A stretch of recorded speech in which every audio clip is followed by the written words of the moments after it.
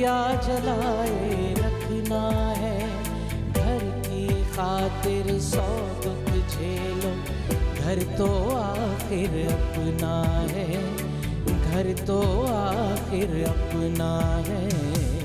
मौज बढ़े या आंधी आए, मौज बढ़े या आंधी आए, दिया जलाए रखना है, दिया जलाए रखना है।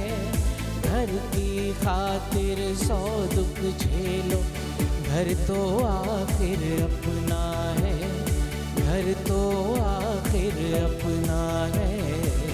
मौज बढ़े या आंधी आए।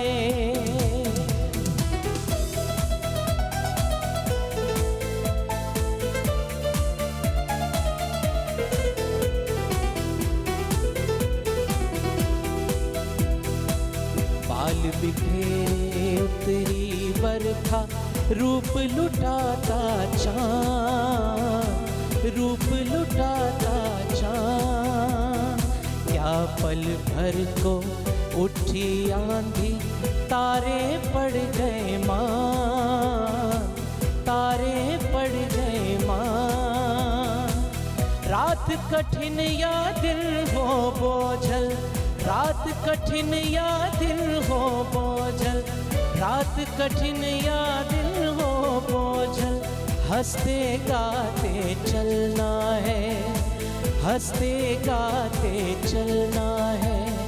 घर की खातिर 100 दुख झेलो, घर तो आखिर अपना है, घर तो आखिर अपना है। मौज बढ़े या आंधी आए, मौज बढ़े या आंधी आए, दिया जलाए रखना है।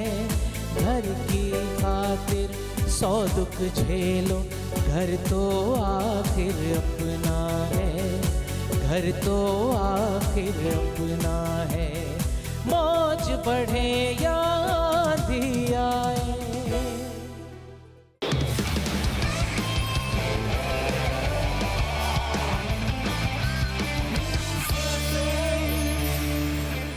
बिस्मिल्लाहिर्रहमानिर्रहीम। अस्सलाम वालेकुम दोस्तों, मैं फ़हीम अब्बास आप सबको खुश आमदीद कहता हूँ न्यूज़ कैफ़े में। और मुझे यकीन है कि आप सब खैरियत से हैं और आज के दिन का एक अच्छा सा आगाज़ कर चुके हैं। फुरकान बॉबी हमारे साथ हैं। बॉबी जी अस्सलाम वालेकुम, कैसे हैं आप? वालेकुम अस्सलाम, अल्हम्दुलिल्लाह बिल्कुल ठीक ठाक।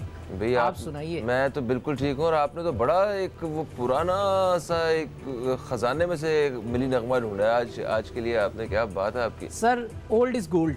ये तो है, बिल्कुल सही बात मतलब है। आप आज के 100 नगमे ले आए, वो एक नगमा उन पर भारी होगा। ये तो बात सही है, ओल्ड इज़ गोल्ड, बिल्कुल सही है जनाब। खैर आज के मौजू की बात करते हैं। आज हम बात करेंगे पोलियो के हवाले से। पोलियो का ख़ात्मा आखिर कब तक? पूरी दुनिया में सिर्फ 3 ममालिक ऐसे हैं जहाँ पे पोलियो आज भी एग्जिस्ट करता है, जिसमें पाकिस्तान, अफ़गानिस्तान और नाइजेरिया है। नाइजेरिया भी तकरीबन पोलियो फ्री कंट्री करार देने के बिल्कुल करीब पहुंच चुका है। ठीक है, सिर्फ पाकिस्तान और अफ़गानिस्तान 2 ममालिक ऐसे हैं। पाकिस्तान में भी तेज़ी से शरह जो है वो बेहतरी की तरफ आ रही है, मगर फिर भी आज भी पोलियो एग्जिस्ट करता है तो पाकिस्तान और अफ़गानिस्तान की वजह से करता है। अगर ये इन 2-3 कंट्रीज़ में भी ख़त्म हो जाए तो पूरी दुनिया को पोलियो फ्री जो है ना वो करार दे दिया जाए। जिस तरह आज से पहले कभी चीचक हुआ करता था, एक बहुत बड़ा मसला हुआ करता था, जज़ाम एक बीमारी हुआ करती थी, टीबी हुआ करती थी, उस सब को जिस तरह ख़त्म कर दिया गया, इस तरह पोलियो को भी ख़त्म करना चाहते हैं। मगर पोलियो पाकिस्तान और अफ़गानिस्तान में ख़त्म नहीं हो पा रहा है। अभी कुछ दिन पहले ही एक केस और जो है वो सामने आया पंजाब की तरफ से, जिसकी वजह से हमने चाहा कि हम बात करें अपने शो में, अपने प्रोग्राम में बात करें इस हवाले से कि आखिर ये वजह क्या है, क्यों हम लोग अपने बच्चों को पोलियो के कतरे नहीं पिला रहे हैं, या क्यों जब 2.5 लाख के करीब जो हैं वो लोग पोलियो के कतरे पिलाने के लिए जो है वो घर घर जाते हैं, फिर भी लोग रह जाते हैं, पोलियो के कतरे नहीं पिला पाते हैं बच्चों को। तो आखिर ये वजह क्या है, किस तरह ये सारा कुछ बेहतरी की तरफ आएगा? 100 के करीब लोग जो रज़ाकार जो होते हैं, जो अपना ये काम करते हैं, वो उनकी जानें जा चुकी हैं। तो ऐसे हालात कैसे सेट होंगे और क्या अब हमेशा एक एक दो दो केसेस निकलते रहेंगे और हम एक पूरी दुनिया में सिर्फ ये दो नाम जो है सरे फहरिस्त रहेंगे, पाकिस्तान और अफ़गानिस्तान, कि यहाँ पे पोलियो नहीं ख़त्म हो सका। मतलब पाकिस्तान से मतलब कम जहाँ पे शरह ख़वानदगी है वहाँ पे, और पाकिस्तान से ज़्यादा गरीब ममालिक वहाँ से पोलियो ख़त्म हो चुका है, मगर पाकिस्तान में मौजूद है। ये हमारे लिए कोई फ़ख्र की बात नहीं है, बहुत बेइज्जती की बात है जब पूरी दुनिया की जब बात हो रही होती है इतने ममालिक की और उसमें हमारा जिक्र हो रहा था, वो भी इस तरफ। तो आज इसी हवाले से बात करते हैं। हमारे साथ जनाब सबसे पहले तो मौजूद है राना आसिफ हबीब साहब, जो कि इनिशिएटर ह्यूमन डेवलपमेंट फाउंडेशन के चेयरमैन भी हैं और स्ट्रीट चिल्ड्रन के हवाले से काफ़ी काम करते हैं, लॉयर हैं। इनको खुश आमदीद कहते हैं। अस्सलाम वालेकुम। वालेकुम अस्सलाम। कैसे हैं राना साहब? ठीक ठाक हैं भाई, अल्लाह का शुक्र। गुड, माशाल्लाह। हमारे दूसरे मेहमान जो कि माहिर तालीम है, सियासत से भी इनका ताल्लुक़ है, मुसर्रत नियाज़ी साहिबा, हम आपको खुश आमदीद कहते हैं। अस्सलाम वालेकुम। अस्सलाम, कैसे हैं आप? ठीक हैं, ठीक ठाक। आप कैसी हैं? अल्हम्दुलिल्लाह अल्हम्दुलिल्लाह। गुड। सर, क्या वजह है कि मतलब पाकिस्तान से गरीब ममालिक और जहाँ पे शरह ख़वानदगी हम लोगों से कम है, वहाँ पे पोलियो ख़त्म हो गया, हम लोग ना ख़त्म कर पाए? क्या ऐसी रीज़न है? देखिए, बहुत सारे इसके, एक तो मैं कहता हूँ सकाफ़ती और समाजी इसके पहलू हैं कि पाकिस्तान में एक तो इसको इनफर्टिलिटी से जोड़ा जाता है कि जो पोलियो के कतरे हैं, लोगों का मिथ है, लोगों का एक ज़हन में मुगालता है कि इससे जो है वो अफजाइश नस्ल जो है उसमें रुकावट पैदा होती है, और ये हमें इसलिए फैलाया जा रहा है कि मुसलमानों की तादाद को कम किया जा सके। तो ये मैं समझता हूँ इसमें बहुत बड़ा रोल रिलीजियस लीडर्स का है, जो उनकी ट्रेनिंग कर भी रही हैं। आप देखें, मिनिस्ट्री ऑफ हेल्थ वाले भी कर रहे हैं, WHO भी उनकी ट्रेनिंग कर रहे हैं, ताकि वो ज़्यादातर एडवोकेसी करें कि इससे ना तो कोई अनफर्टिलिटी का या अफजाइश नस्ल का कोई ताल्लुक़ है, ये एक बीमारी है, और इस बीमारी को ख़त्म करने के लिए ये पोलियो की जो है राउंड जो किए जाते हैं। हाँ, बहुत सारे लोग आपसे सवाल करते हैं कि ये बार बार क्यों पिलाया जा रहा है, इसको क्यों, ये मिथ जो है इनको मैं समझता हूँ मीडिया पे हर जगह एड्रेस करने की ज़रूरत है कि ये सिर्फ इसलिए किया जा रहा है कि दूसरे ममालिक में भी इस चीज़ का। मैंने अभी एक रिपोर्ट लिखी 3700 माजूर लोगों की जिनको छोटे कर्जे दिए गए, तो उसमें से आपको 30% हैरानगी होगी कि पोलियो के मरीज़ लोग थे जिनको ये ज़िंदगी भर के लिए लाहक हो गया। तो ये मैं कहता हूँ इसको एड्रेस करने की ज़रूरत है कि आज आपको एक पुलिस वाला खड़ा करके पोलियो के कतरे पिलाने की ज़रूरत पड़ रही है, बजाय ये कि ये जो कैंपेन है, क्योंकि जो एंटी आप देखें वो फोर्सेस हैं पोलियो के, उनके आर्ग्यूमेंट जो है या तो वो मज़हब से मुतल्लिक है या वो इसको अफजाइश नस्ल से जोड़ते हैं। तो इन दोनों को मैं इसको एड्रेस करने की ज़रूरत है, और एटलीस्ट पाकिस्तान की जो लीडरशिप है ख़ास तौर पे मैं समझता हूँ वो जब तक नहीं करेगी, इमरान खान साहब जब तक पोलियो के कतरे अपने हाथ से नहीं पिलाएंगे, क्योंकि ये ट्रेंड शहीद मोहतरमा बेनज़ीर भुट्टो साहिबा लेके आई थी, और उन्होंने देखें एक सिर्फ बातें नहीं की, उन्होंने एक इंफ्रास्ट्रक्चर बिल्ड किया जिसमें लेडी हेल्थ विजिटर का प्रोग्राम था, और इनको किस तरह रुला रहे हैं आज आप देख रहे हैं, उनको 3-3 महीने की तनख्वाहें नहीं मिल रही। तो मैं समझता हूँ जो नई आने सर, ये किनको तनख्वाह नहीं मिल रही? लेडी हेल्थ जो है। अच्छा, इस हवाले से ज़रा मज़ीद भी बात करते हैं। ये सेहत के बुनियादी मसाइल हैं जिनको हल करने की बड़ी अशद ज़रूरत है हमारी सोसाइटी में इस वक्त। एक वक्फे का वक्त आ चुका है, वक्फे के बाद वापस आते हैं तो मुसर्रत नियाज़ी साहिबा से भी बात करते हैं आज के मौजू के हवाले से। कहीं मत जाइए, अब तक देखते रहिए न्यूज़ कैफ़े, देखते रहिए।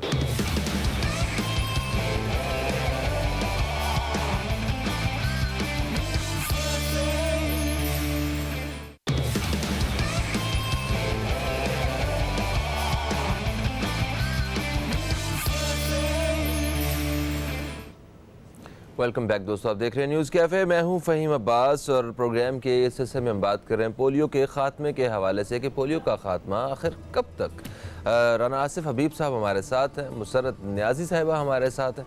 मुसर्रत साहिबा, जैसा कि वक्फे से पहले बात हो रही थी हमारी कि 2014 में 306 केसेस ये मंजर-ए-आम पे आए, इसके रिपोर्ट हुए, और 2017 में 8 केसेस थे। ग्रेजुअली चीज़ें बड़ी तेज़ी के साथ कम तो हो रही हैं, मगर इस वक्त हम मतलब आज के दौर में भी पोलियो से मुकम्मल तौर पे ख़ात्मा नहीं कर पा रहे हैं, नहीं हो पा रहा है। बहुत सारे लोग आज भी इस जहनीत के मालिक हैं कि वो वो अपने बच्चों को पोलियो के कतरे नहीं पिलाना चाहते। वो जैसे किराना साहब बता रहे थे, वो समझते हैं कि ये उनकी अफजाइशी नस्ल के लिए एक जो है ना नुकसानदेह एक चीज़ है।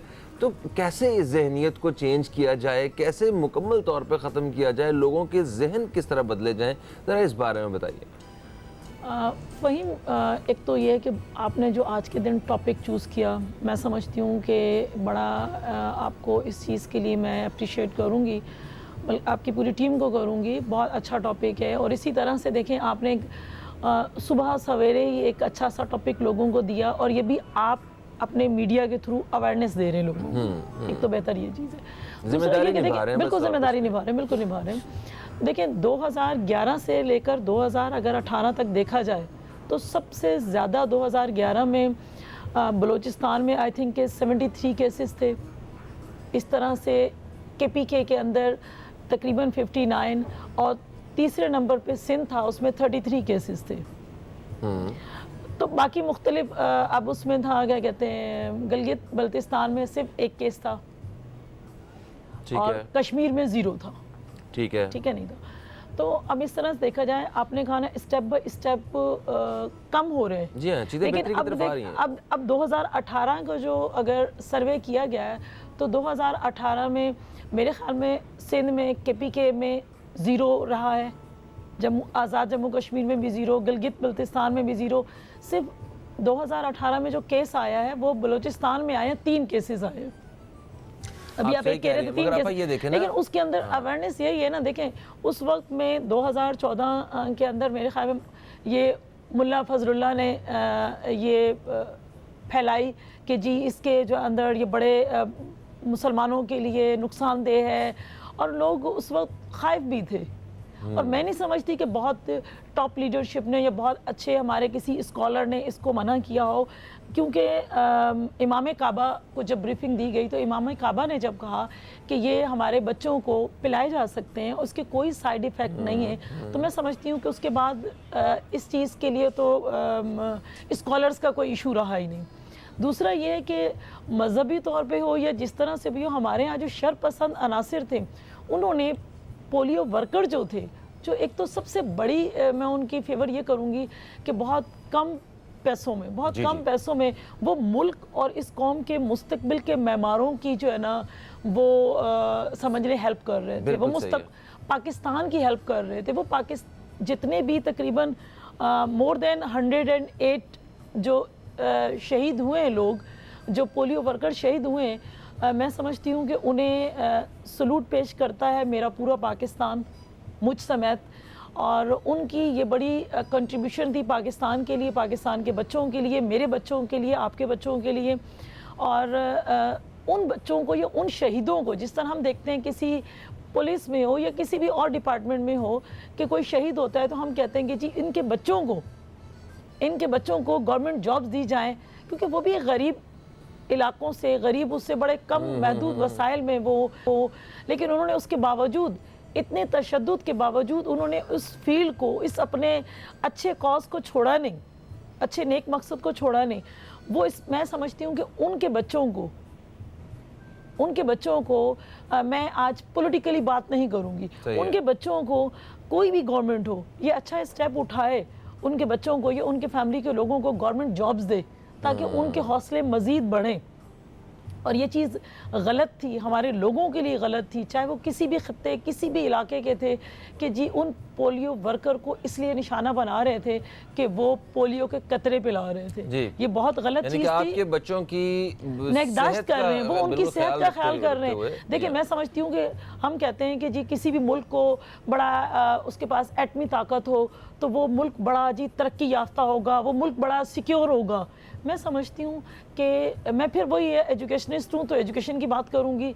देखिए एजुकेशन बहुत नेसेसरी है, फिर उसके बाद हेल्थ बड़ी नेसेसरी है। अगर सेहत नहीं है तो ये बच्चे मेरे मुल्क का सरमाया है। अगर किसी घर में एक भी अपाहिज बच्चा होता है तो मुझे बताएं कि फ़हीम कितना टाइम एक माँ भी घर वाले निगहदाश्त करते हैं, उसको खत्म होना चाहिए, बिल्कुल सही, जड़ से खत्म होना चाहिए। पूरा खानदान जो है वो मुतासर रहता है। वो अगर आप देखें ना अपने अपने रिश्तेदारों में दूर कहीं या फिर अपने के मोहल्ले में, इलाके में किसी को ऐसे जानते हो जिनके घर में कोई एक डिसेबल बच्चा हो, ठीक है, सब उसकी मदद कर रहे होते हैं, उसके बारे में फ़िक्रमंद रहते हैं, और ख़ास तौर पे वो बच्चा, उसके लिए कितनी ज़्यादा परेशानियां होती हैं जो चल नहीं पाए। मतलब आज के दौर में भी एक बहुत एक मुश्किल ज़िंदगी होती है जिसका सामना उस बच्चे को करना होता है और उसे लड़ना होता है ज़िंदगी से। तो बड़ा एक काम होता है हमें। ये राणा साहब, जैसे देखिए बात हो रही थी अभी कि पोलियो वर्कर्स के हवाले से, वो 100 के करीब लोग जिन लोगों ने जान दी है, ठीक है, अब आज भी लोग वो लोग अगर पोलियो के कतरे पिलाने आते हैं तो साथ रेंजर्स खड़ी होती है या पुलिस के जो एहलकार हैं वो साथ आ रहे होते हैं। मतलब क्या सेहत के मामलों के लिए बच्चों को सेहत की जो बुनियादी जो उनके हक है वो देने के लिए भी हमें इतनी सिक्योरिटी की ज़रूरत होगी भला? मतलब ये माइंडसेट कैसे चेंज हो सकता है? देखिए, ये हमारे लिए लम्हा फिक्रिया है कि हम इतनी मॉडर्न वर्ल्ड में अब उस लेवल पर जा रहे हैं कि जिसमें हमारी ऐसी वैसी वसाइल कम है। अब जो आपके पास रिसोर्सेज कम है, उसके बावजूद आपको सिक्योरिटी ऑफिशियल्स को इंगेज करना पड़ रहा है अपने बच्चों की सेहत को महफूज बनाने के लिए ना। तो इसका मतलब है कि यहाँ पे जो बहुत बड़ा एक जो गैप है पाकिस्तान में, जो फ़िक्र का गैप है, जो नज़रिए का गैप है, कि उसको फिल करने की ज़रूरत है। और वो टॉप लेवल पे ही हो सकता है कि chief justice of Pakistan, army chief, ये सब लोग। सर, इसके अलावा मेरा ख्याल है कि मौलाना तारिक जमील जैसी जो पर्सनैलिटीज हैं जिनको लोग बड़ा एडमायर करते हैं, बड़ा पसंद करते हैं, उनको भी जो है ना ये एड्रेस करना चाहिए। उनको एड्रेस करना चाहिए। और जो इलियास कादरी साहब हैं, जिनके पीछे फॉलोअर हैं, मैं समझता हूँ जब तक वो अपने मरकज़ से ये मैसेज नहीं देंगे और पोलियो के जो वर्कर्स हैं उनकी हिफाजत आप पे फ़र्ज़ है, तो ये मैं कहता हूँ फिर मसला हल नहीं होगा। बिल्कुल सही होगा। सर, एक ब्रेक की आवाज़ मेरे कान में फिर से आ गई है, तो ब्रेक से वापस आते हैं तो आपसे जो है ना यहीं से बात शुरू करते हैं कि जो हमारे जो उलमाए कराम हैं, इन लोगों की क्या जिम्मेदारी है, अवाम की, हम लोगों की क्या जिम्मेदारी है, ज़रा उसको हमने कैसे निभाना है। तो कहीं मत जाइए जी, अब तक देखते रहिए न्यूज़ कैफ़े, देखते रहिए, अभी आपसे दोबारा मुलाकात होती है।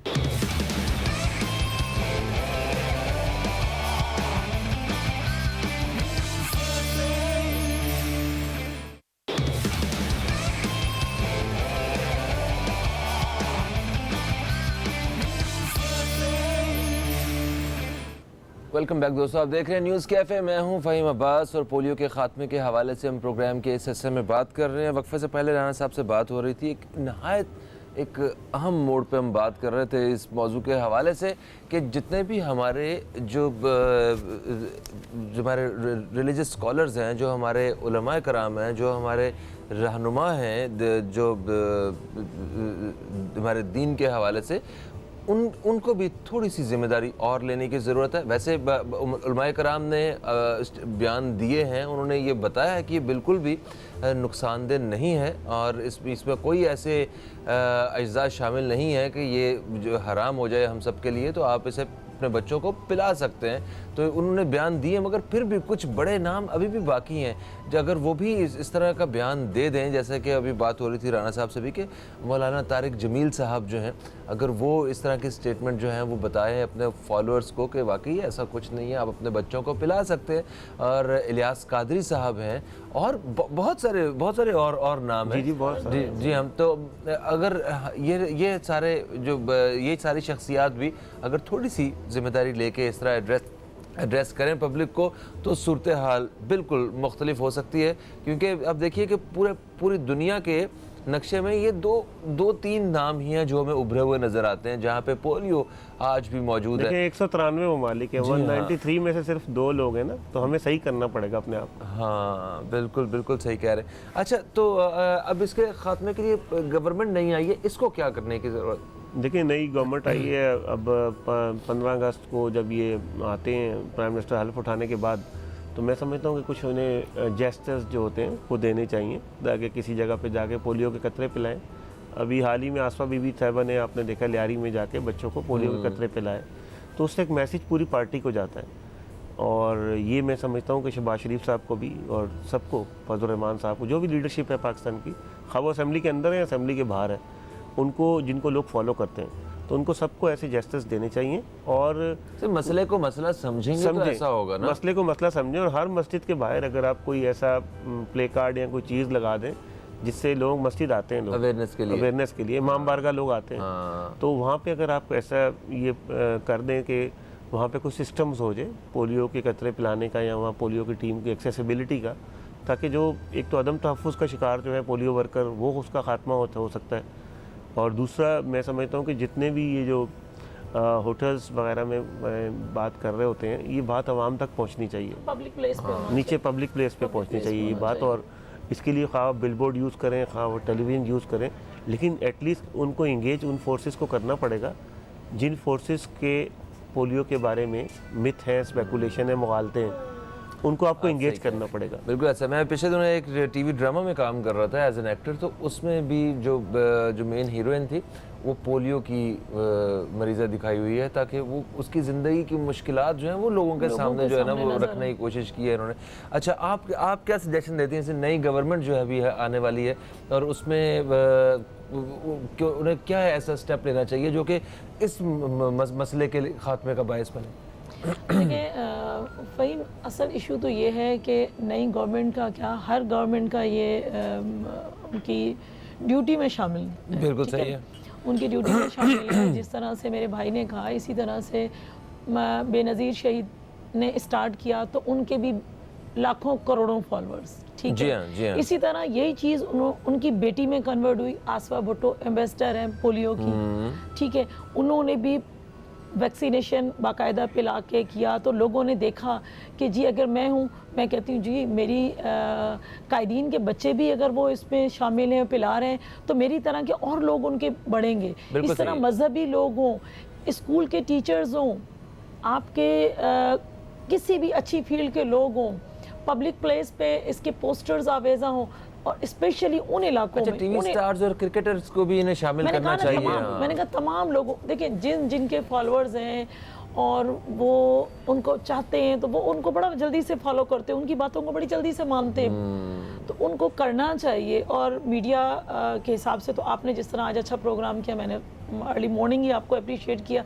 इसी तरह इस टॉपिक को लेकर अगर हम चलेंगे तो मैं समझती हूँ सवाब भी है, और हमारे मुल्क का ये जो सरमाया उसकी भी हमें फ्यूचर में बड़े ब्राइट नज़र आएंगे। और किसी भी शख्स को अपना अगर ये रोल प्ले करता है, एक आम पड़ोस में भी अगर है, तो वो एक बंदे को समझाता है कि भाई आप अपने बच्चों को नहीं पिला रहे। मैं आपको बताऊं, मेरे जब आए पोलियो वर्कर, तो मेरे स्कूल की एक ब्रांच में तो पेरेंट्स ने कहा कि जी आपने क्यों इन सब बच्चों को हमारी बगैर परमिशन के पिला दी है ना। बड़े मतलब कुछ चंद एक लोग थे जिनको फिंगर्स टिप्स पे जो लोग थे, तो आए तो मेरी प्रिंसिपल ने कहा कि आप, भाई मैंने तो नहीं कहा, मेरी एडमिनिस्ट्रेटर ने कहा था। मेरे पास आए तो मैंने उन्हें, यकीन करें, आधा पौना घंटा लगाया, उन्हें ब्रीफ किया, और फिर मैंने उन्हें एक बच्चे की एग्जांपल दी जो मेरे स्कूल की टीचर थी, उसका बच्चा था पोलियो में, तो मैंने उसकी एग्जांपल उनको दी। मैंने कहा ये देखें, माँ उसको सारा दिन सोचती है कि मैं स्कूल से जाऊँ तो उसके साथ रहूँ, सारा दिन उसके साथ कोई ना कोई एक अटैच रहेगा, तो क्या आप अपने बच्चों के साथ चाहते हैं कि इस किस्म की चीज़ हो? मैं समझती हूँ जो अपने बच्चों से मोहब्बत करता है, कोई नहीं चाहेगा, उसको ये नहीं करना चाहिए। बच्चों से मोहब्बत का इजहार है, तो फिर आप पोलियो के कतरे जरूर। बिल्कुल सही है, बहुत शुक्रिया आपका, अपना मुसरत नियाज़ी साहिबा, बहुत शुक्रिया आपका, राना आसिफ हबीब साहब।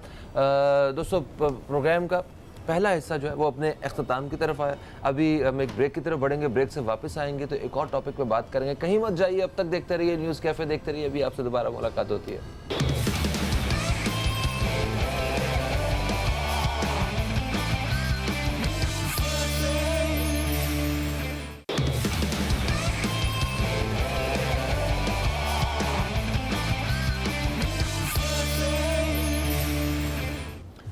वेलकम बैक दोस्तों, आप देख रहे हैं न्यूज़ कैफ़े। मैं हूं फ़हीम अब्बास और प्रोग्राम के दूसरे हिस्से में हम दाखिल हो चुके हैं। प्रोग्राम के दूसरे हिस्से में हमारे साथ जो मेहमान हैं मैं उनका तारुफ करवाऊंगा।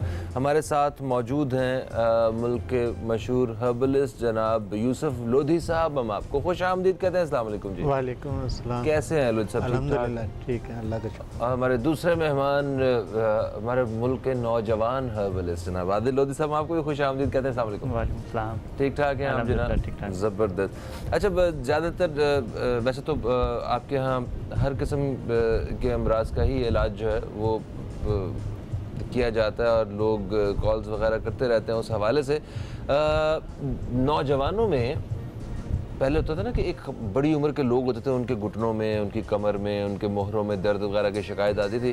तो आजकल नौजवानों में भी ये मसला जो है वो बड़ी तेज़ी के साथ सामने आ रहा है। तो इस हवाले से क्या कहते हैं यूसुफ साहब, क्या वजह है इसकी? देखिए, ये जो जोड़ों में थोड़ा सा दर्द हो जाता है, पट्ठों में अकड़ा होता है, जिसकी वजह से ना उठना बैठना मुश्किल होता है, ये असल में उनका कोई इंटरनल प्रॉब्लम नहीं होता है, ये होता है पट्ठों का खिंचाव। उनका जो लाइफस्टाइल है, बैठना उठने का मसला है, उसकी वजह से पट्ठों में अकड़ा हो जाता है। और जब उनके उठना बैठना मुश्किल होता है तो वो समझते हैं शायद मेरे जोड़ों में जो लुआब ख़त्म हो गया। तो एक्सरे कराते हैं, मालिज के पास चले जाते हैं, मालिज को बताते हैं मेरे जोड़ों में दर्द हो रहा है, मेरे पट्ठों में अकड़ा हो रहा है, मैं बैठ नहीं सकता और मुझे प्रॉब्लम होता है। तो वो अगला मालिज जो है बग़ैर तहकीक के उसको कह देगा जी आपका ये लुआब ख़त्म हो गया। और बात तो अल्हम्दुलिल्लाह। इसकी तहकीक का क्या तरीक़ाकार क्या है वैसे? उसका देखें आप, उसके ये जॉइंट जो है, ये जॉइंट के ऊपर हाथ रख के इस तरह से उसको दबाएं और उस पैर को आस्ता आस्ता ऊपर उठाएं और फिर उसके बाद नीचे लेकर आएँ। अगर एक्सरे भी लेकर आते हैं ना, वो कहते हैं जो उन्होंने बोल दिया जोड़ ख़त्म हो गया, उन्होंने मेरे इंजेक्शन भी लगा दिए, हालांकि सिरे से गलत है वो। अगर जॉइंट के ऊपर इस तरह से हाथ रख के और आप पाँव को आस्ता आस्ता ऊपर उठाएं, उसे बोलें बिल्कुल बिल्कुल ढीला छोड़ दे पाँव, आस्ता आस्ता ऊपर लेकर आएंगे, फिर नीचे लेके जाके बिल्कुल पीछे मिलाएं। अगर उसमें से कहीं आवाज़ आएगी, हड्डी आपस में टकराएगी, तो आपको महसूस हो जाता है कि हाँ इसके अंदर आवाज़ है, तो वो तो कह सकते हैं कि इसके अंदर थोड़ा सा मसला है। और अगर उसमें आवाज़ नहीं आ रही और वो कह रहे मुझे उठना बैठना ही मुश्किल है, तो सिर्फ मस्कुलर पेन होता है, पट्ठों का कड़ाव होता है जो उसके अपनी जैसे उठने बैठने की स्टाइल से ना उसने ख़राब किया, और वो ठीक हो जाता बगैर किसी उसके। ठीक है, तो इसके कोई जो चेक करने के कोई टेस्ट वगैरह टेस्ट हैं, ये एक्सरे से पता चलता है या कोई क्या? देखिए एक्सरे टेस्ट वगैरह कोई ऐसे? एक्सरे से जो है ना उसकी फिल्म सामने आ जाती है कि इसके जॉइंट में वाकई लुआब ख़त्म हुआ है या नहीं, वो उससे जुड़ जाते हैं। अच्छा। और अगर जुड़े हुए नहीं है, फासला मौजूद है, तो उसका समझ लीजिए कि इसको मस्कुलर पेन है, इसके जॉइंट बिल्कुल सही है। बस बच्चियां भी आ जाती हैं, उनकी एज देख के मैं कहता हूँ इस एज में तो होता ही नहीं है मसला। हाँ। और ये आप जो बता रहे हैं कि मुझे ये मसला हो गया, फिर हम उसको थोड़ी सी तफसील लेते हैं डिटेल के, आपका उठना बैठना क्या है, एक तरफ है या दूसरी तरफ है। वो खुद ब खुद अपना पूरा मरज़ जो है ना बयान कर देती है, हमें तशख़ीस ज़रूरत नहीं, वो खुद ही बताती चली जाती है ये होता है ये होता है। तो हम उससे कहते हैं बेटे ये मसला ऐसा नहीं, असल ये चीज़ है, ठीक हो गया। और ये आपने जल्दी ठीक हो जाना। और कभी कोई इंजेक्शन या कोई ऐसा दिल में जहन से निकाल दें कि अभी मेरे जॉइंट ख़त्म हो गया, मुझे इसका ऑपरेशन कराना है वो, और वो वैसे ही ठीक हो जाती है। कैल्शियम की कमी कितना बड़ा बायस है इस चीज़ का? देखिए कैल्शियम की कमी अल्हम्दुलिल्लाह जो लोग आजकल जो खुराक खा रहे हैं उन्हें किसी चीज़ की कमी नहीं है। दूध नहीं पी रहे, मतलब उससे भी तो कैल्शियम की कमी सामने आती है। लेकिन दूसरी चीज़ें तो खा रहे हैं ना। हाँ, दूसरी चीज़ें बहुत सारी खा रहे हैं, उसके अंदर काफ़ी उनको कैल्शियम मिल जाता है। फिर यहाँ हमारे यहाँ तो माशाल्लाह धूप भी बहुत अच्छी है, इसके अलावा जितने भी हम ग़िज़ाएँ खाते हैं उसके अंदर भी है। वो चीज़ नहीं है, असल चीज़ ये होती है कि हमारा बैठने का स्टाइल गलत है। अब हम बैठे हुए हैं इस तरह से झुके हुए हैं, मोबाइल लिए हुए तो उसी के ऊपर लगे हुए टुक टुक। हम आप बैठे हुए पूरी कंपनी बैठी हुई मुंह देख रही है, वो अपने अपने मोबाइल में लगा हुआ, गर्दन नीचे, घंटों ऐसे गर्दन लटका के बैठ रहते हैं, उसका फर्क तो पड़ेगा ना। अब उसकी जो गर्दन 90 डिग्री तक तो सही है, अगर उससे नीचे आएगी तो ये समझ लीजिए उसके ऊपर नेक के ऊपर तक 17 kg वज़न लोड होता है जब वो इस तरह से करके लेटते हैं। और उसके अंदर जो नफ्स है वो दबती है, उसकी वजह से जो है ना ये पट्ठों में खिंचाव शुरू हो जाता है। पहले एक में होगा तो समझ लीजिए कि उसका स्टाइल राइट पर है, और अगर राइट की तरफ हो रहा है तो समझ लीजिए उसका बैठने का स्टाइल लेफ़्ट साइड पर। तो ये खुद ब खुद ही इंडिकेट करता है कि मैं किस तरह से बैठ रहा हूँ, क्या कर रहा हूँ। बात आपने देखा होगा मोबाइल के ऊपर भी अपना मसला बयान करते हैं, उसको वहीं बैठे बैठे तशख़ीस कर लेते हैं कि ये क्यों हो रहा है, किस वजह से, क्या है, वो खुद ही बता देते हैं। बिल्कुल सही है जनाब। अच्छा आदिल लोधी साहब, आप क्या समझते हैं कि इसमें जो पोस्चर के अलावा और कौन कौन सी वजूहात हैं जिनकी वजह से ये सारे मसाइल नौजवानों में पैदा हो रहे हैं? आजकल जो केसेस आ रहे हैं हमारे पास इस हवाले से, मसल्स की स्टिफनेस के हवाले से या मसल स्पैज़म के हवाले से, उनमें ये नॉर्मली देखा गया है कि उनकी एजेस इतनी ज़्यादा नहीं है, लेकिन क्योंकि रूटीन इस किस्म की है कि सिर्फ ऑफिस जॉब करने वाले हैं या घर का, जैसे ख़वातीन है घर का काम करती हैं, ज़्यादा सिलाई कर लेती हैं, कोई इस तरह का बैठ के काम करती हैं घंटों, तो उसकी वजह से उनका गलत पोस्चर जो है, एक तो ये वजह होती है। अच्छा, माफिया तो कॉलर हमारे साथ हैं, इन्हें जल्दी से शामिल कर लेते हैं। अस्सलाम वालेकुम जी, कौन है हमारे साथ? वालेकुम सलाम सर, मोहम्मद खालिद बात कर रहा हूँ कश्मीर से सर। मोहम्मद खालिद साहब कश्मीर से हम आपको खुश आमदीद कहते हैं, क्या कहेंगे दोस्त? सर मेरे घुटनों में भी दर्द है और कमर में भी दर्द है, इसके लिए को मैं वो मालूमात देंगे डॉक्टर साहब? ये आदिल साहब आपसे पूछते हैं, आदिल से पूछिए इनसे क्या उम्र है मसला है आपकी? इन्हें। आदिल साहब उम्र कितनी है आपकी? सर मेरी उम्र 36 साल है। कितनी? 36 36 36। ठीक है। 36 है। और ये आपको मसला कितने अरसे से है? सर ये तकरीबन 2 साल से ये मसला है। 2 साल से। कोई वज़न उठाने का मुशक्क़त वाला काम करते हैं या बैठ के कोई काम करते हैं? रूटीन क्या है आपकी? सर मैं बैठ के ही काम करता हूँ सर। अच्छा, बैठ के काम करते हैं, ऑफिस जॉब करते हैं यानी कि आप।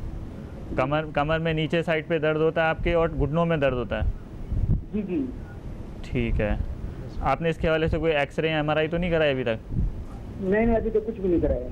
चलें ठीक है, बात करते हैं। ठीक है जी, आप प्रोग्राम देखिए, हम अभी बात करते हैं इस हवाले से। सर एक तो खालिद साहब का वही जो हम जिक्र कर रहे थे उसी से रिलेटेड जो है इनका सवाल भी है, तो एक ब्रेक की आवाज़ भी आ गई कान में, ज़रा उसके अपने प्रोड्यूसर की बात भी मान लेते हैं। तो ब्रेक के बाद जनाब वापस आते हैं तो बताते हैं खालिद साहब के सवाल का जवाब, और उसके अलावा आप दोस्तों की कॉल्स भी शामिल करेंगे, आप दोस्तों के सवाल भी शामिल करेंगे। कहीं मत जाइए, अब तक देखते रहिए।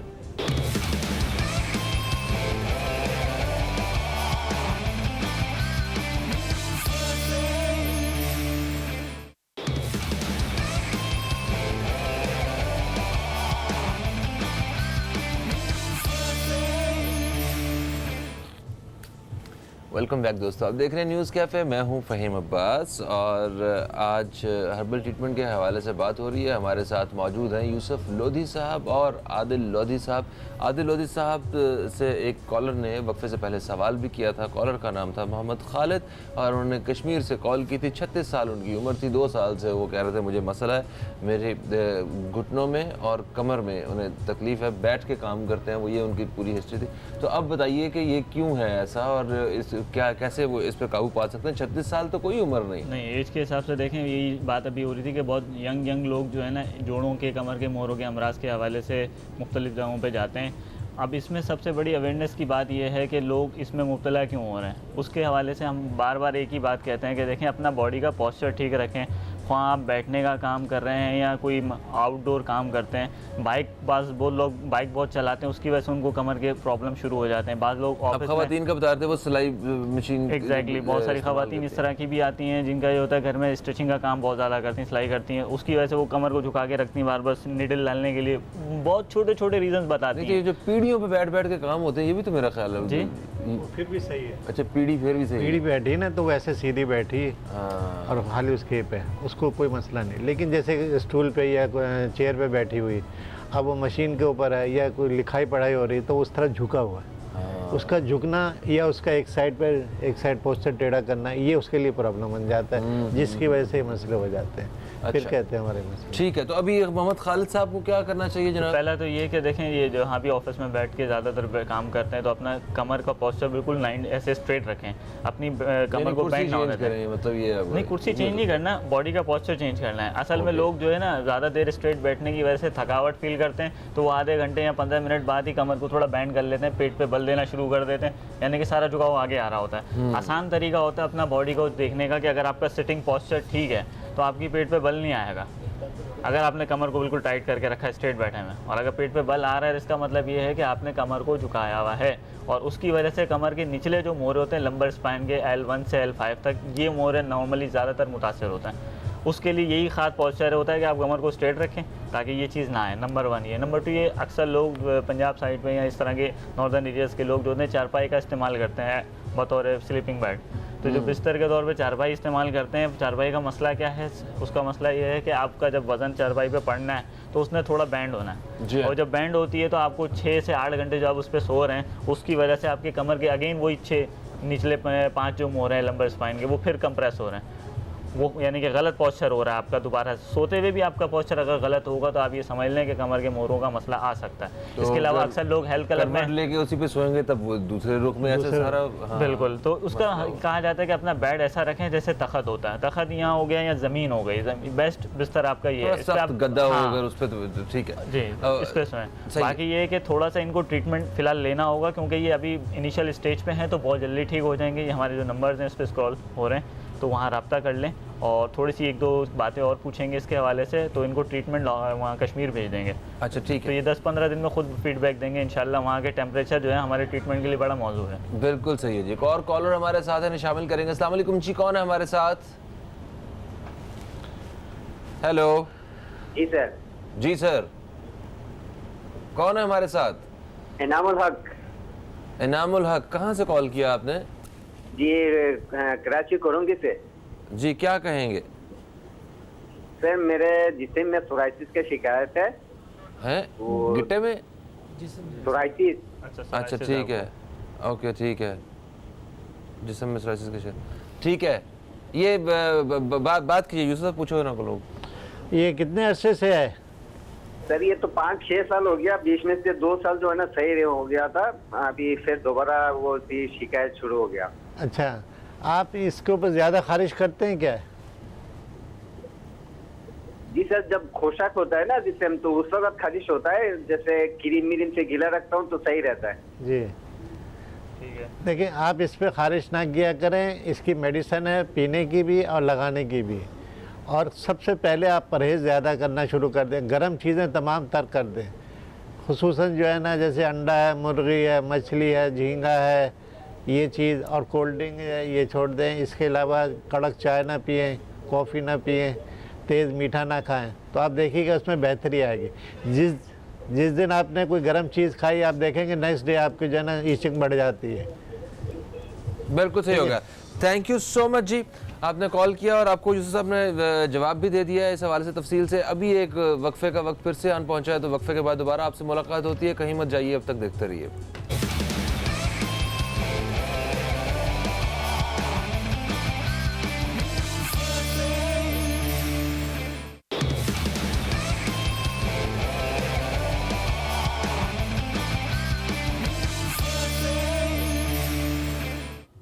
वेलकम बैक दोस्तों, आप देख रहे हैं न्यूज़ कैफ़े। मैं हूं फ़हीम अब्बास। यूसुफ लोधी साहब हमारे साथ हैं, आदिल लोधी साहब हमारे साथ हैं आज।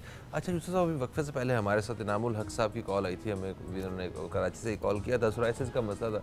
तो आपने बताया कि गर्म चीज़ों से एहतियात की जाए। तो जो और भी हमारे दोस्त जो इस वक्त सोराइसिस का शिकार हैं, उनके लिए आप क्या वैसे पैगाम देते हैं कि क्या उन्हें करना चाहिए और किन किन चीज़ों को अवॉइड करना चाहिए?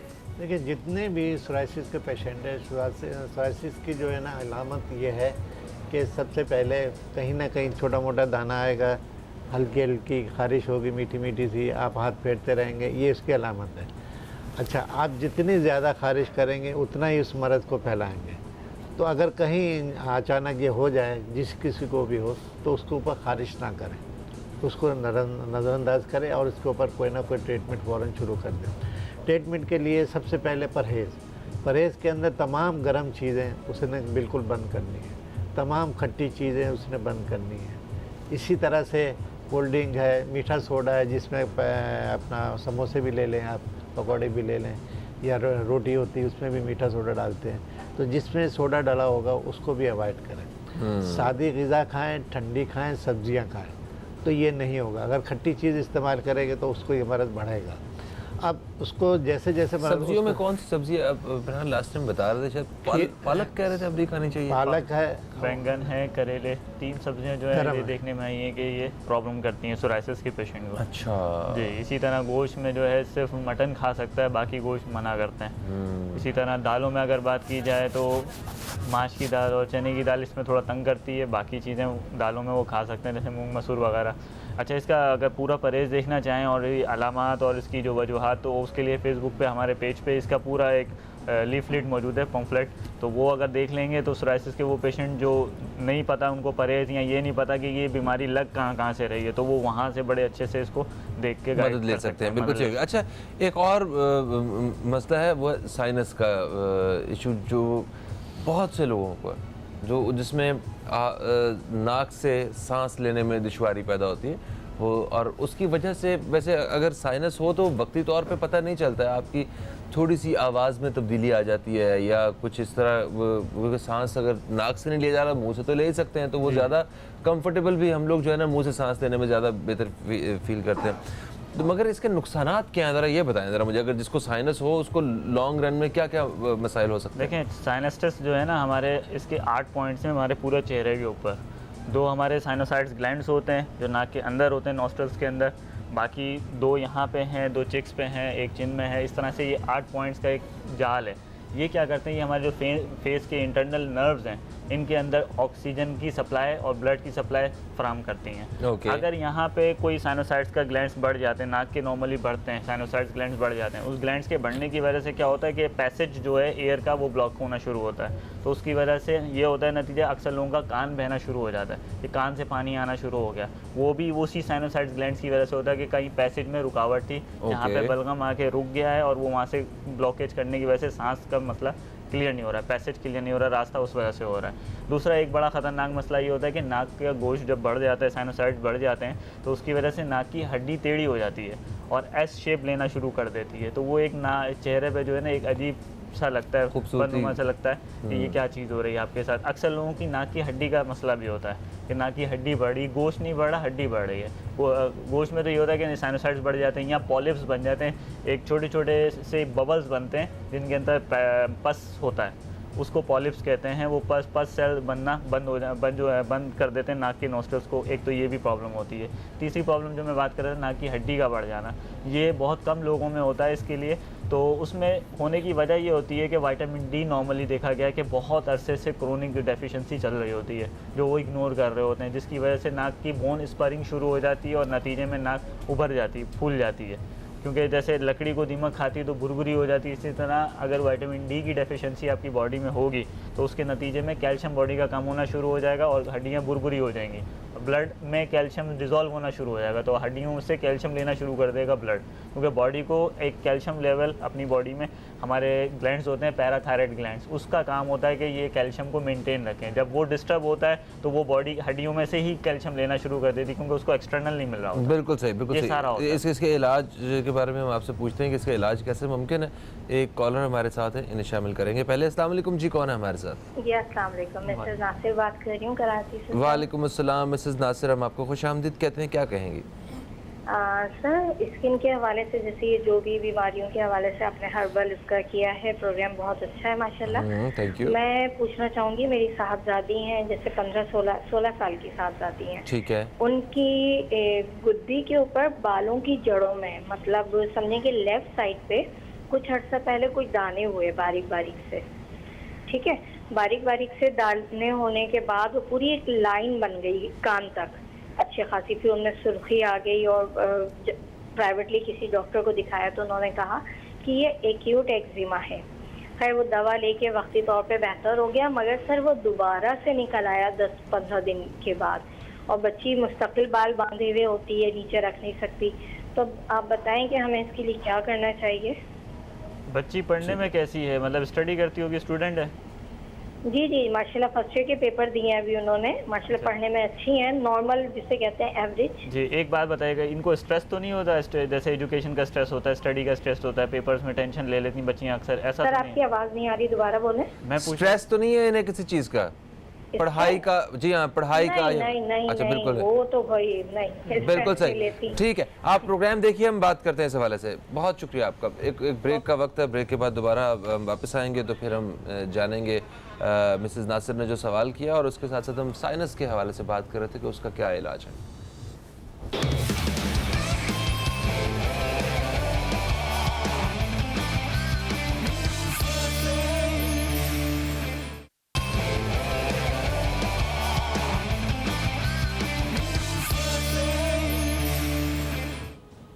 वेलकम बैक दोस्तों, आप देख रहे हैं न्यूज़ कैफ़े, मैं हूं फ़हीम अब्बास, और वक्फे से पहले हमारे साथ कॉलर मौजूद थी। उन्होंने सवाल किया था कि उनकी बेटी को गर्दन के पीछे जो है वो कान तक बारीक बारीक दाने थे, वो उन्होंने इलाज करवाया था, इलाज वक्ती तौर पर ठीक हो गया था, मगर वो फिर से हो गया। तो आपने पूछा कि स्ट्रेस वगैरह तो नहीं, कि स्ट्रेस का क्या ताल्लुक है इन स्किन के जितने भी प्रॉब्लम्स हैं इनसे?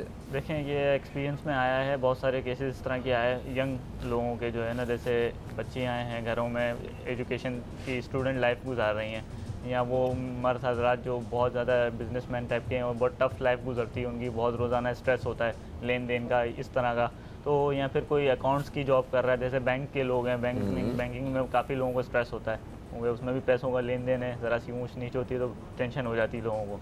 ऐसे लोगों को हमने देखा है कि सर में अगर इस तरह का कोई एक्जिमा या सोराइसिस, चूँकि सोराइसिस और एक्जिमा में कोई ज़्यादा फ़र्क नहीं है, दोनों में ख़ारिश की एक आम सिफ्त है, दोनों में कॉमन है कि ख़ारिश सोराइसिस में भी होगी, एक्जिमा में भी होगी। बस ये है कि सोराइसिस में ज़्यादा होती है, एक्जिमा में कम होती है, इतनी ज़्यादा नहीं होती है। लेकिन दोनों में परहेज़ सेम किस्म का है और इसी तरह स्ट्रेस भी दोनों बीमारियों में गड़बड़ करता है, ये चीज़ भी देखी गई है। तो अमूमन स्ट्रेस की वजह से बाज़ दफ़ा इलाज ठीक होने के बाद भी वो दोबारा हो जाता है। जैसे उन्होंने बताया कि एक्यूट है, एक्यूट से मुराद बहुत पुराना नहीं है, अभी अभी रिसेंटली हुआ है, ठीक है, तो इसके चांसेस ज़्यादा होते हैं जल्दी ठीक होने के, अगर वो इन चीज़ों पे कंट्रोल करें। बहुत सारे परहेज़ हैं, जैसे मैंने सोराइसिस के परहेज़ बता रहे थे लोधी साहब, वही परहेज़ एक्जिमा के भी हैं कि गर्म और खट्टी चीज़ों से एहतियात करें। और साथ में जैसे कराची में हमारा क्लिनिक है, वहाँ पे तशरीफ़ लें एक दफ़ा, उनको सारा परहेज़ और सारी दवाइयाँ, कुछ इसमें दवाइयाँ भी मना होती हैं जो इम्यून सिस्टम पे जाके असरअंदाज होती हैं, तो उसको भी अवॉइड कराते हैं और ट्रीटमेंट देंगे तो इंशाल्लाह ये जल्दी ठीक हो जाएंगे। बिल्कुल सही हो गया जी। एक और कॉलर हमारे साथ है, इन्हें शामिल करेंगे। अस्सलाम वालेकुम जी, कौन है हमारे साथ? वालेकुम सलाम, कैसे भाई? बिल्कुल ठीक ठाक। आपकी आवाज़ बहुत कम आ रही है, मेरा ख्याल ये हमारी तरफ से मैं जोर से बोल रही हूँ। जी जी जी। अब जी बहुत अच्छा टॉपिक रखा है आज आपने। थैंक यू सो मुझे भी मच। ये पूछना था डॉक्टर साहब से कि मुझे भी जो है आजकल 15 दिन से घुटनों में थोड़ा एक लेफ्ट के घुटने में जरा दर्द होता है, बैठने उठने में, वैसे चलने में इतना नहीं है, तो ऐसा अचानक पता नहीं क्या है, तो मैं क्या पूछूं ये क्या ऐसा हो? ठीक है ठीक है। यूसुफ आप इनसे मर्ज के बारे में पूछिए। लेफ्ट लेग में पेन हो रहा है, लेफ्ट लेग में। हाथ। तो ये आपका जो बैठना उठना है, ये मतलब राइट साइड पे ज़्यादा झुकाव होता है? लेफ्ट का दर्द हो रहा है जी बेटे। लेफ्ट में जब दर्द होगा, जब राइट साइड का आप इस तरह से बैठेंगे ना, ये साइड पे या अपना दोनों तरफ बैठती हूँ तो दर्द तो लेफ्ट में ही होता है, जिस तरफ भी करूँ मैं। अच्छा, उसी तरफ का बाजू भी थोड़ा सा सुन होता है, ये अकड़ा हुआ आता है उंगलियों में? लेफ्ट नहीं नहीं ऐसा कुछ नहीं है, बस बैठने उठने में मुझे थोड़ा होता है। उन्होंने कहा अभी इनिशियली कोई 15 दिन पहले ही शायद इनको शिकायत हुई है, ऐसे ही है ना? जी 15 दिन। हाँ जी, तो इसमें कोई घबराने की ज़रूरत नहीं है। आप क्लिनिक पे तशरीफ़ ले आइएगा, हम लाहौर गए हुए थे, अभी कल ही आए, और इंशाल्लाह आपको दवाई देंगे, चंद दिन में ठीक हो जाएंगे। जहन पे टेंशन ना लीजिएगा, ठीक है? अच्छा, बहुत शुक्रिया जी, बहुत शुक्रिया। अच्छा आदिल साहब, आपने वो साइनस के इलाज के बारे में बताना था, वो उसके हमें सिम्टम्स उसके पता चल गए थे, आपने ये बता दिया कि वो किस हद तक वो नुकसानदेह हो सकता है, मगर अब उसका इलाज क्या है और कितनी जल्दी उसका इलाज मुमकिन है, ये बताइएगा। देखें, अगर नाक का गोश्त बढ़ जाए या नाक का पॉलिप्स नाक में बन जाए, नेसल पॉलिप्स जिसे कहते हैं, अगर ये बन जाते हैं तो इसका ट्रीटमेंट हो जाता है, किसी सर्जिकल ट्रीटमेंट की ज़रूरत नहीं है इसके लिए।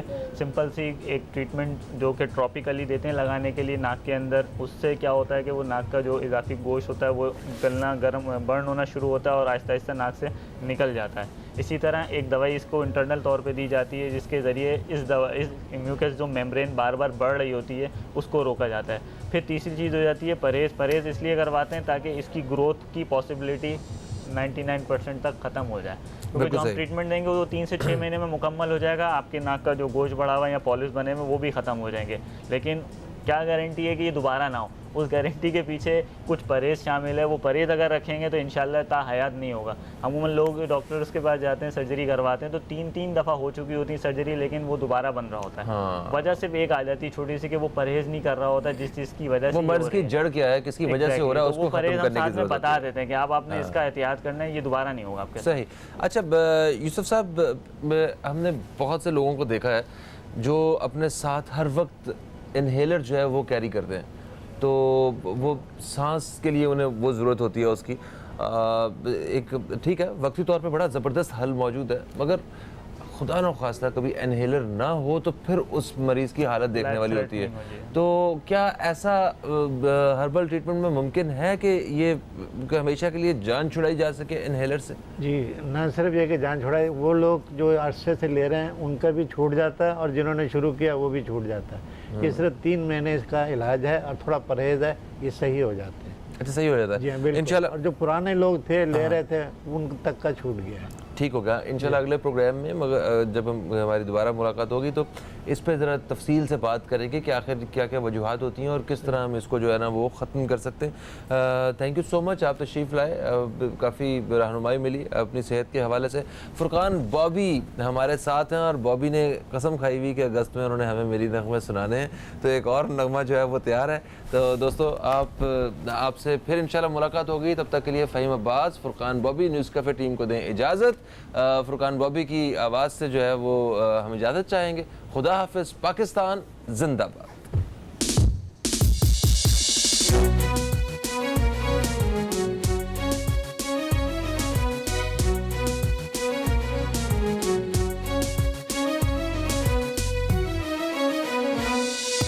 तेरा पाकिस्तान है ये मेरा पाकिस्तान है, तेरा पाकिस्तान है ये मेरा पाकिस्तान है।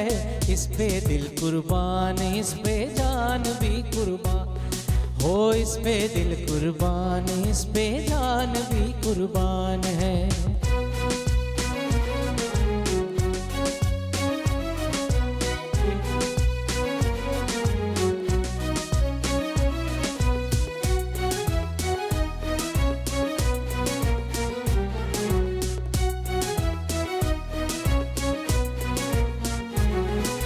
ये मेरे कायद की जीती जागती तस्वीर है,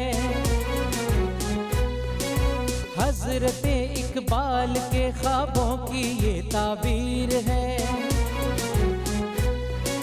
ये वतन प्यारा वतन सरमाया ईमान है, ये वतन प्यारा वतन सरमाया ईमान है।